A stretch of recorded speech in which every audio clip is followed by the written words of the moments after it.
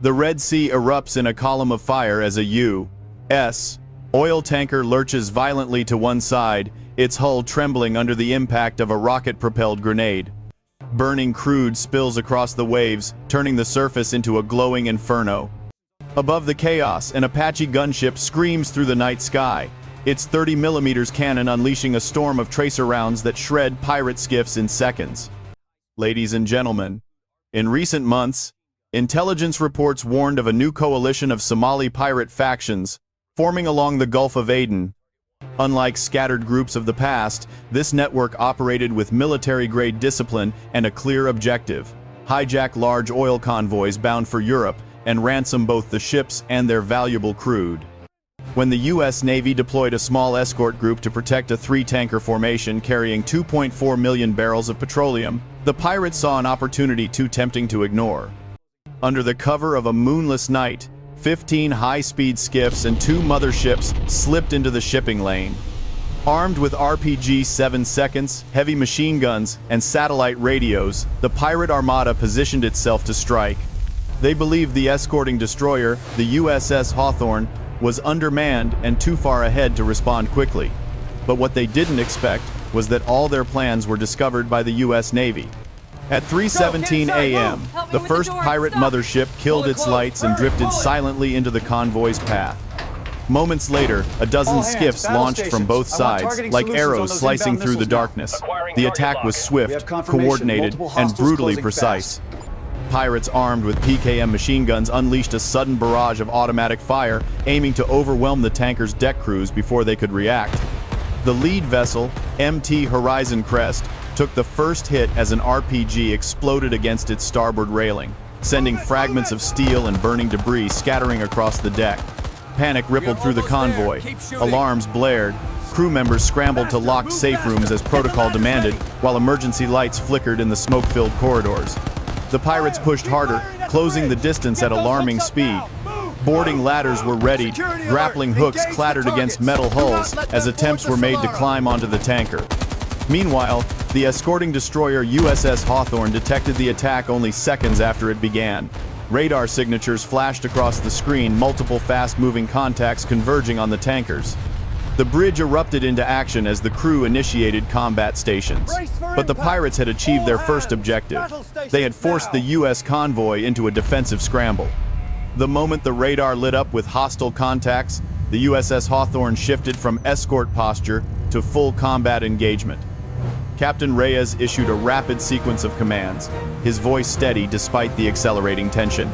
Activate defensive grid, deploy Seahawk, prepare forward batteries. Within seconds, the destroyer's deck transformed into a storm of coordinated motion. Sailors raced to battle stations as the ship's advanced Aegis system locked onto incoming skiffs, closing in from multiple vectors. Above the convoy, the Navy MH-60R Seahawk helicopter roared into the sky, blades slicing through smoke drifting from the tankers. The aircraft's infrared sensors quickly identified the densest cluster of pirate boats attempting to circle behind the slow-moving Horizon Crest. With a sharp-angle dive, the Seahawk unleashed a barrage of warning flares, followed by precision fire from its mounted machine gun. 2 skiffs erupted into flames, their oily smoke trailing across the moonless night. On the surface, the Hawthorne's 5-inch naval gun rotated toward the mothership, guiding the assault. A thunderous blast shattered the stillness as a high-explosive round arced over the waves and struck the vessel squarely amidships. The explosion tore a gaping hole through its hull, sending pirate commanders scrambling for survival. But the pirates were relentless. 6 skiffs broke through the outer defensive perimeter, zigzagging through gunfire, attempting to reach the tanker's vulnerable ladder points.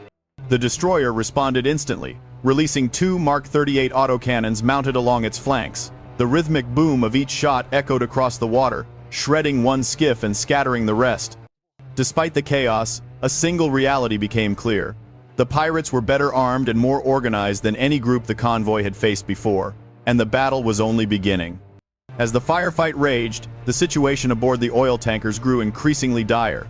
The MT Horizon Crest had suffered 2 direct RPG impacts, and flames licked dangerously close to the upper piping system that fed raw crude into the storage tanks. If a single warhead struck the volatile central compartment, the resulting explosion could level half the convoy and ignite a firestorm across the Red Sea. Engineers aboard the tanker worked frantically to isolate damaged sections, while suppression foam systems roared to life, blanketing the deck in thick white clouds. Meanwhile, pirate skiffs that survived the initial Navy counterattack regrouped and launched a second wave. This time they focused on the middle tanker, MT Solara, attempting to force a quick boarding. Grappling hooks clanged onto the hull as desperate pirates tried climbing despite machine gun fire raining down from Navy security teams stationed on deck. One pirate managed to reach the railing, only to be knocked back into the sea by a defensive burst from a .50 caliber turret. Sensing the escalating threat, the USS Hawthorne deployed its last resort tactic, the close-in weapon system. The CIWS spun up with a deafening mechanical whir before unleashing a hurricane of 20mm rounds. The air lit up with golden tracer streams as the system shredded several incoming skiffs in seconds, sending debris and sprays of seawater into the night. Yet, even with heavy losses, the pirates refused to retreat. Their remaining mothership accelerated toward the convoy, intending to ram the Solara and force a catastrophic breach. The Navy had only moments to react. Every alarm, every gunshot, every explosion pointed to one terrifying truth. If the pirates succeeded, the entire convoy could be reduced to a burning graveyard. The moment the pirate mothership accelerated toward the MT Solara, the bridge of the USS Hawthorne erupted in urgent commands. Commander Reyes stepped forward, eyes fixed on the tactical display. "We end this now," he barked. With that order, the destroyer shifted from defensive posture to full offensive engagement. First, the Hawthorne launched two RIM 116 rolling airframe missiles. The compact interceptors streaked across the water, trailing bright comets in the night sky before slamming into the mothership's bow. The explosion tore a massive gash into the vessel, slowing its charge but not stopping it completely. The pirates, driven by desperation or blind determination, continued pushing forward. Realizing the mothership could still collide with the tanker, Reyes authorized the deployment of the ship's MH-60R Seahawk helicopter.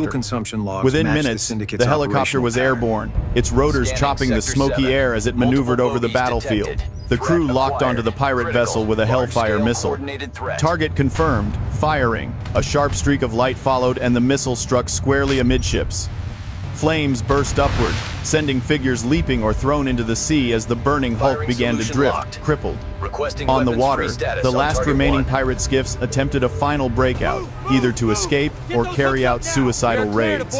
The Hawthorne's deck guns pivoted with mechanical precision, firing controlled bursts that tracked the fleeing boats.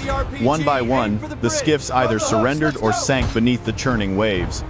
Yet even in victory, the Navy remained on high alert. The convoy was safe for the moment, but the presence of such a large, coordinated pirate force suggested a deeper, more organized threat lurking in the region, one that might not be so easily defeated next time. Just as the U.S. Navy began securing the area, a sudden spike appeared on the Hawthorne's radar, an enormous contact moving at high speed from the northeast. At first, the crew assumed it was a commercial vessel responding to distress signals, but the profile was wrong, too fast, too deliberate. Moments later, the ship's identification systems flagged it, an unregistered heavy cargo carrier, previously linked to smuggling networks across the Gulf of Aden. Commander Reyes frowned. Why would smugglers head straight into a firefight? But the answer came quickly. Radio intercepts from the intelligence team revealed that the pirates had not been acting alone. They were part of a larger operation, an organized criminal syndicate using piracy as a distraction, while a massive shipment of stolen weapons was being transported under cover of chaos. The mysterious cargo ship was now racing toward international waters, hoping to slip away before naval forces could reorganize.